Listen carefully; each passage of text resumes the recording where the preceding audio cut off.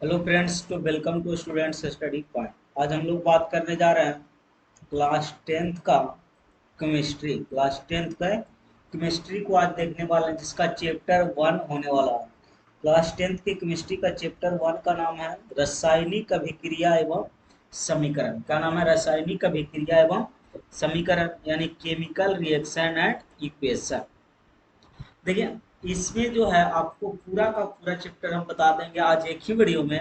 रासायनिक अभिक्रिया एवं समीकरण को इसी वीडियो में कंप्लीट करने का कोशिश करेंगे। हो सके तो कंप्लीट करके जाएंगे आज, ठीक है।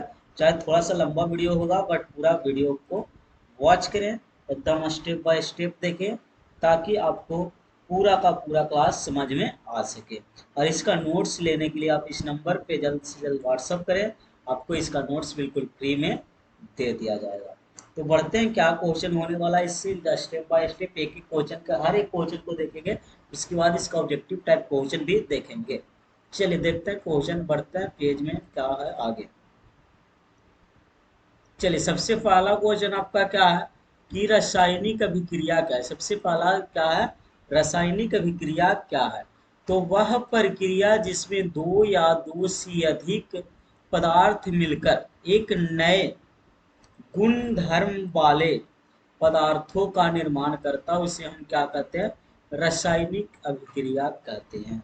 यानी कि वह प्रक्रिया जिसमें दो या दो से अधिक पदार्थ मिलकर एक नए गुण धर्म वाले, यानी कि जो पदार्थ बनेगा उसका गुण जो होना चाहिए वो पहले वाले पदार्थ से भिन्न होना चाहिए। क्या होना चाहिए? अलग होना चाहिए। यानी कि जो दो पदार्थ हम मिला करके उस जो मिलता है उस पदार्थ से नए पदार्थ का गुण क्या होता है? अलग होना चाहिए। उसे हम क्या कहते हैं? रासायनिक अभिक्रिया कहते हैं। चलिए क्वेश्चन नेक्स्ट देखते हैं कि क्वेश्चन नेक्स्ट क्या होगा। चलिए, सेकंड क्वेश्चन आपका है अभिकारक क्या है। ठीक है, जब रासायनिक अभिक्रिया होता है, जैसे कार्बन और ऑक्सीजन मिला, तो क्या बन गया? कार्बन डाइऑक्साइड, यानी कि CO2 बनता। तो इसमें देखिए क्या होता है कि एक अभिकारक होते हैं, एक प्रतिफल होते हैं। अभिकारक कौन होते हैं और प्रतिफल कौन होते हैं, ये देखिएगा। तो देखिए, यहाँ से लेकर के यहाँ तक जो है वो आपका क्या है? अभिकारक। क्या है? इतना सारा का सारा का आपका क्या है? अभिकारक है। तो अभिकारक किसे कहते हैं पहले देख लेते हैं, उसके बाद देखिए इसको हम समझाते हैं कि जो पदार्थ रासायनिक अभिक्रिया में भाग लेकर नए पदार्थ का निर्माण करता उसे हम अभिकारक कहते हैं। यानी कि जो पदार्थ रासायनिक अभिक्रिया में भाग लिया, यहाँ पे ध्यान दीजिएगा, एक थोड़ा सा मिस्टेक्स कि यहाँ पे जो इक्वल टू है ना, वो इक्वल टू नहीं होता, बल्कि क्या होता है? ऐसे करके तिर चिन्ह रहता है। क्या रहता है? तिर चिन्ह यहाँ पे दिया जाता है, ठीक है। चलिए, यहाँ क्या हो रहा है ना कि यहाँ पे देखिएगा कि कार्बन और ऑक्सीजन मिलकर के क्या बना रहे हैं? Carbon dioxide. तो इसका डिफिनेशन क्या होगा कि वह पदार्थ, यानी कि जो पदार्थ है वो रासायनिक अभिक्रिया में भाग लेता। तो रासायनिक अभिक्रिया में कौन कौन भाग लिया है? इसमें कार्बन और ऑक्सीजन भाग लेते हैं। इधर सेकेंड वाले में देखा जाए तो कौन भाग ले रहा है? CaO और CO2।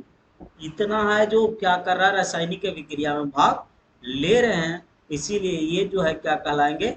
अभिकारक कहलाएंगे। और सेकेंड वाला इधर जो है, देख सकते हैं ये साइड में जितना भी आपको दिख रहा है ये आपका प्रतिफल कहलाएंगे। क्या कहलाएंगे? तो प्रतिफल कहलाएंगे। देखते हैं प्रतिफल का डिफिनेशन भी आपके पास लिखा होगा, देख सकते हैं। प्रतिफल क्या है? तो रासायनिक अभिक्रिया के फलस्वरूप बने नए पदार्थ को प्रतिफल कहते हैं। क्या कहते हैं? प्रतिफल कहते हैं। जैसे H2 यानी कि हाइड्रोजन, Cl2 मतलब कैलोरीन। अब ये दोनों मिल करके क्या बनेगा?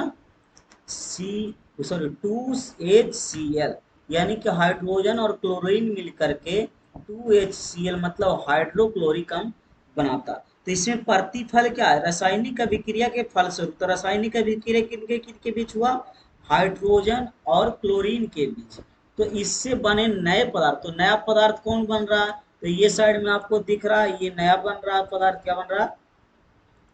देखिए, नया पदार्थ यहाँ पे आपका बन रहा है ये आपका नया पदार्थ बना 2HCl, यानी हाइड्रोक्लोरिक अम्ल। तो ये आपका क्या कहलाएगा, प्रतिफल कहलाएगा। ठीक है, अब बढ़ते हैं नेक्स्ट क्वेश्चन की तरफ। नेक्स्ट क्वेश्चन क्या है, देखिए नेक्स्ट क्वेश्चन आपका है कि हम कैसे पा सकते हैं कि रासायनिक अभिक्रिया हुई है। आखिर हम कैसे बता सकते हैं कि उसमें रासायनिक अभिक्रिया हुई है। तो सबसे पहला चेकिंग है कि पदार्थ की अवस्था में परिवर्तन हो जाएगा। जब रासायनिक अभिक्रिया होगी तो पदार्थ की जो अवस्था रहेगा उसमें क्या हो जाएगा, परिवर्तन हो जाएगा।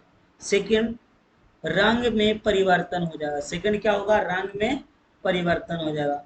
फिर थर्ड क्या, ताप में भी परिवर्तन हो जाएगा। और फोर्थ क्या, गैस का निष्कासन हो जाएगा, यानी जो गैस रहेगा उसमें वो निकल जाएंगे बाहर। ठीक है, आगे बढ़ते हैं नेक्स्ट क्वेश्चन की तरफ। और नेक्स्ट क्वेश्चन देखिए, उष्मा क्षेपी अभिक्रिया क्या। नेक्स्ट क्वेश्चन आपका क्या होने वाला, उष्मा क्षेपी अभिक्रिया क्या है।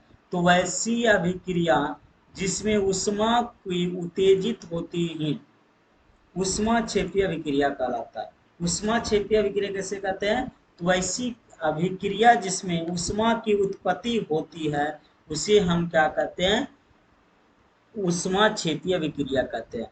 जैसे CH4O2 मिलकर के बनाता है CO2 प्लस 2H2।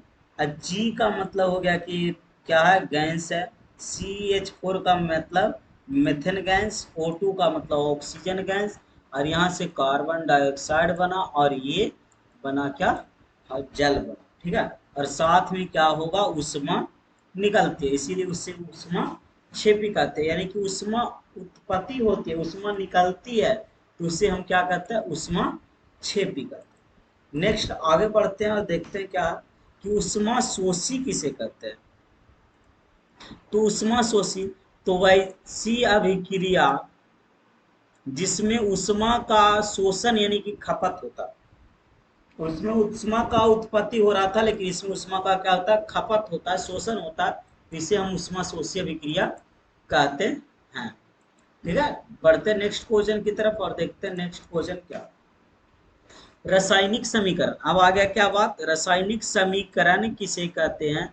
तो रासायनिक समीकरण अभिक्रिया में भाग लेने वाले, क्या, रासायनिक अभिक्रिया में भाग लेने वाले पदार्थों को संकेतों एवं सूत्रों से की सहायता से उस अभिक्रिया का विस्तार करना रासायनिक समीकरण कहलाता है। क्या कहलाता है, रासायनिक समीकरण कहलाता है। यानी कि रासायनिक अभिक्रिया, तो किसी रासायनिक अभिक्रिया में, यानी कि जो भी रासायनिक अभिक्रिया उसमें जो पदार्थ भाग लेते हैं उनको संकेतों और सूत्रों की सहायता से उस अभिक्रिया के जब विस्तार करना ही रासायनिक समीकरण कहलाता है। ठीक है, बढ़ते नेक्स्ट क्वेश्चन की तरफ और सारे स्टूडेंट इसको नोट्स करते चलेंगे ताकि कभी भी आप इसको याद कर सकते। रासायनिक के समीकरण कितने प्रकार के होते हैं, तो रासायनिक समीकरण दो प्रकार के होते हैं। एक संतुलित रासायनिक समीकरण, दूसरा असंतुलित रासायनिक समीकरण। अब देखते हैं थर्ड क्वेश्चन क्या होने, नेक्स्ट क्वेश्चन क्या होने वाला है। तो संतुलित रासायनिक समीकरण को देखें, क्या सबसे पहले किसको देखेंगे, संतुलित रासायनिक समीकरण।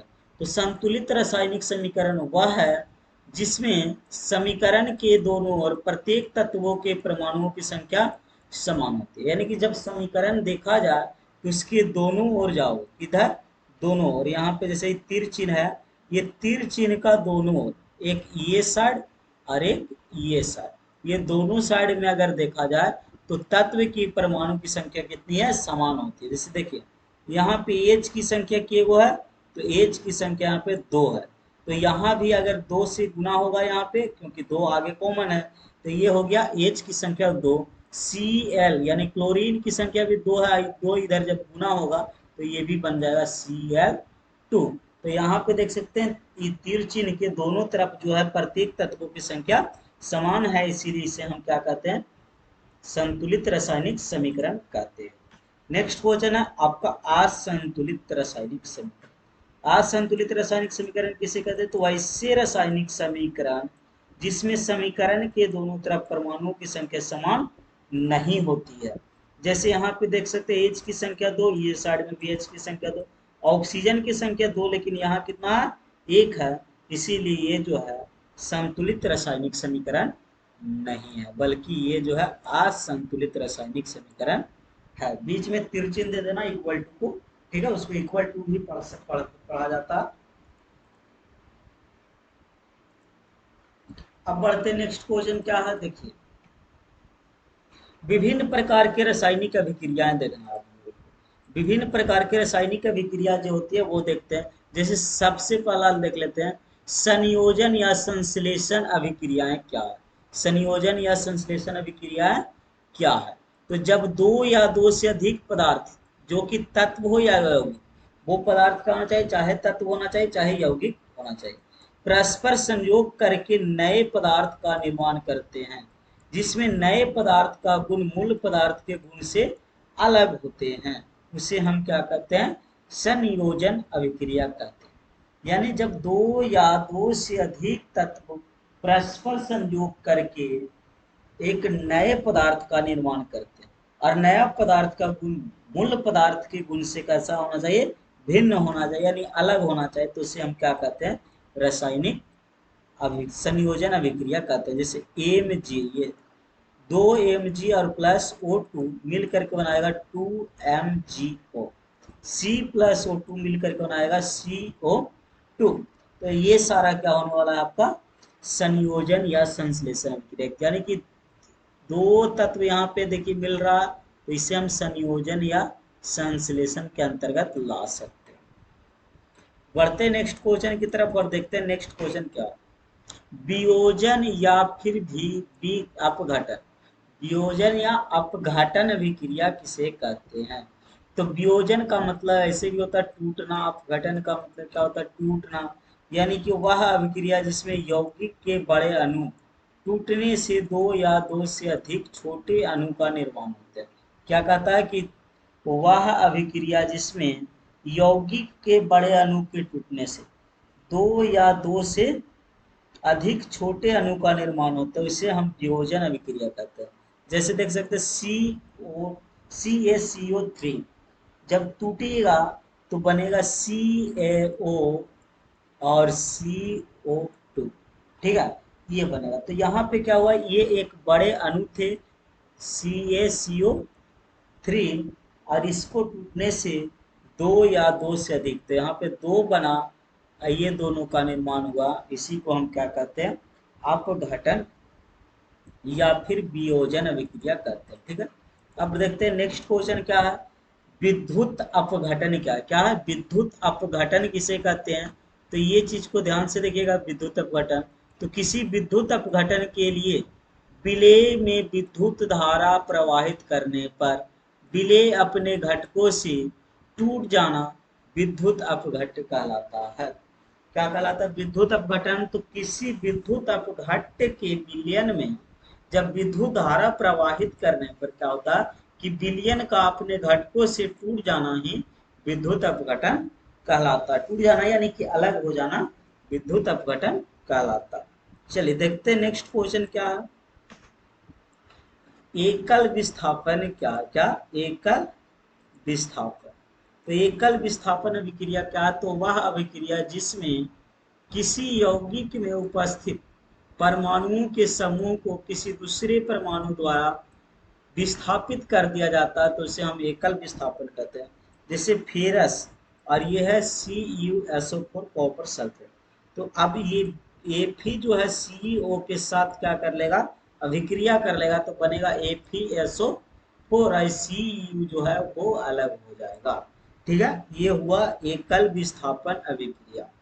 बढ़ते नेक्स्ट क्वेश्चन की तरफ और देखते हैं नेक्स्ट क्वेश्चन क्या, उभय विस्थापन अभिक्रिया क्या है, उभय विस्थापन अभिक्रिया क्या है। तो वैसी अभिक्रिया जिसमें दो यौगिक अपने आयनों का आदान प्रदान करके दो नए यौगिक का निर्माण करते हैं। इसमें कहता है कि दो यौगिक जब अपने आयन को आदान प्रदान कर लेता है तो दो नए यौगिक बन जाते हैं। जैसे देखते हैं NaCl और AgNO3 जब दोनों के साथ अभिक्रिया कराया जाएगा तो Ag जो है वो Cl से अभिक्रिया कर जाएगा और Na जो है NO3 से अभिक्रिया कर जाएगा, तो बन जाएगा AgCl और NaNO3, थ्री। ये हो गया उभय विस्थापन अभिक्रिया।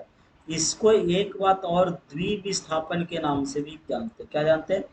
द्विविस्थापन अभिक्रिया।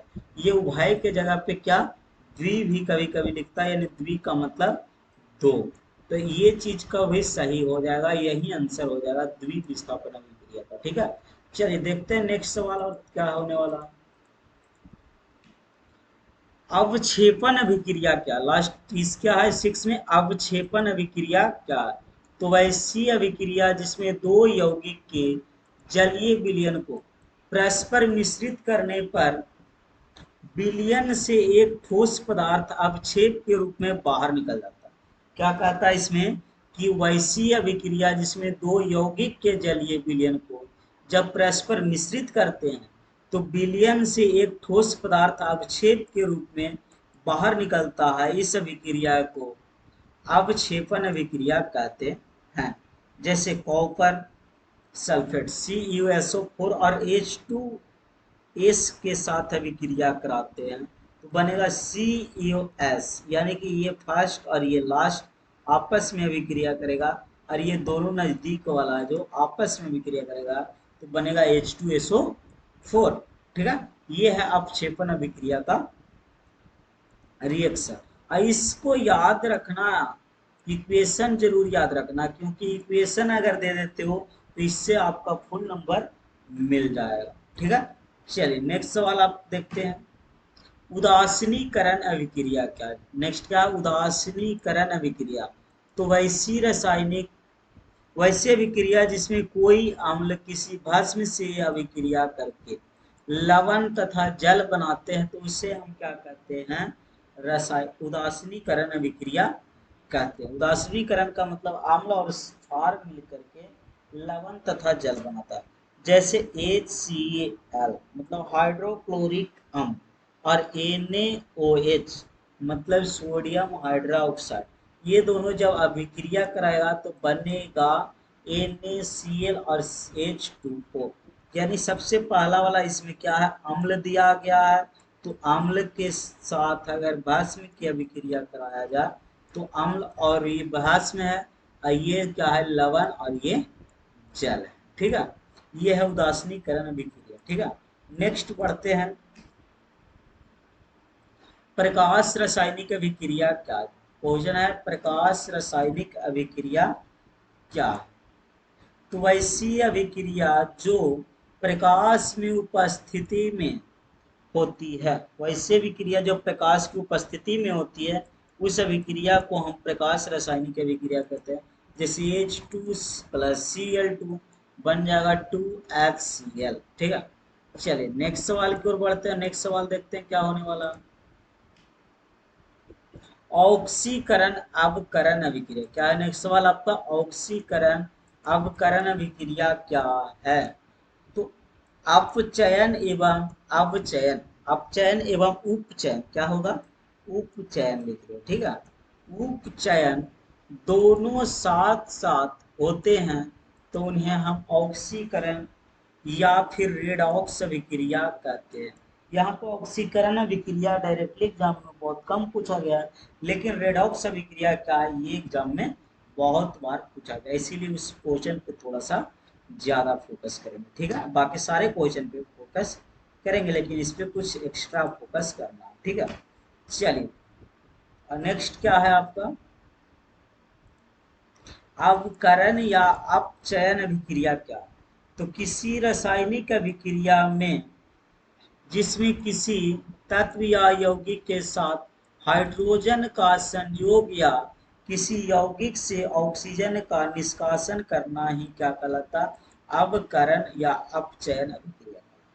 यानी किसी रासायनिक अभिक्रिया जिसमें किसी तत्व या यौगिक के साथ हाइड्रोजन का जब अभिक्रिया कराएंगे, संयोग कराएंगे, या किसी यौगिक से ऑक्सीजन का निष्कासन करेंगे तो उस कंडीशन में हम इसे क्या कहेंगे?